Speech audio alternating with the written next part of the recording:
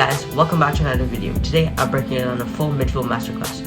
No fancy tricks, no feel needed, just the things that separate good midfielders from great ones. So if you want coaches to trust your midfield, make sure you watch this whole video. Let's go. Alright, so the first big thing is scanning. Scanning is basically gathering information before the ball arrives. Every time you check your shoulder, you're asking, where's the pressure, where's the space, and where are my teammates? If you look at any pro player playing in the midfield, you'll notice that every 2 to 3 seconds they're scanning in front of them, behind them, on their sides, and this is just to make sure that they're one step ahead of everyone else. A lot of players wait until the ball gets to their feet and then they panic, what do I do? But if you scan early, the decision is already made and the ball just confirms it. And you don't need to look for long, just quick glances are enough just to know exactly what's around you. 2 to 3 scans before receiving can completely change how calm you feel in the ball and what you're going to do in your next play. If you ever feel rushed in midfield, it's almost always because you didn't scan it. Alright, so there's several things that I would recommend to help you get used to scanning, because what you want to do as scanning is make it a habit. So for me, that was mostly just incorporating it into my everyday training. So individual training, if you're doing ball passes, make sure you scan every once or twice before a pass.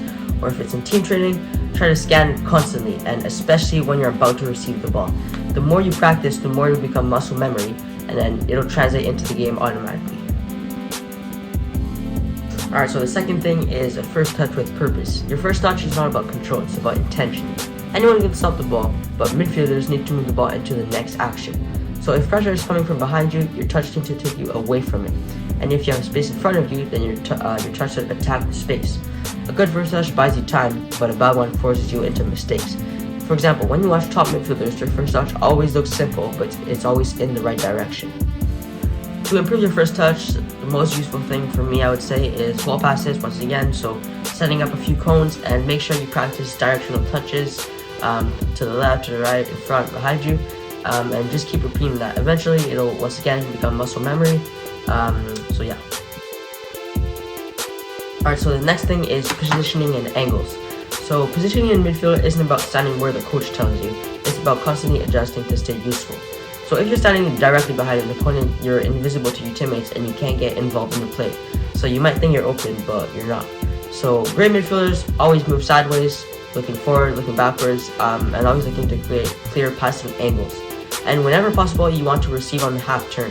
That way you can play forward immediately instead of needing an extra touch. And once again, scanning is what will help you to do that. The fourth thing is speed of play. Usually when people hear play faster, they think, oh, I gotta run faster or I gotta start sprinting. But speed in midfield is mental and not physical.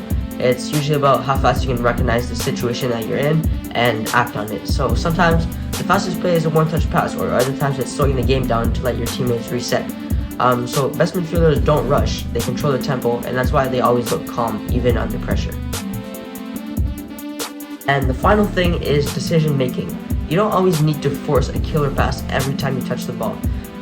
Great midfielders always understand the risk. They know when to play safe and when to take chances. For example, if your team's on a counter attack, then yes, you're obviously going to want to play faster.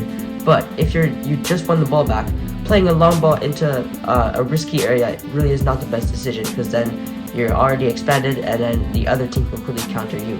So you want to make sure you consistently make the right decisions, even the simple ones, and coaches will pick you before the more flashy player.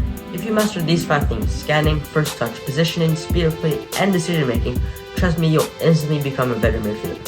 So if this helped you, make sure to like the video, subscribe, and comment midfield, and I'll make a part 2 of drills that can help you improve as a midfielder. I'll see you next time.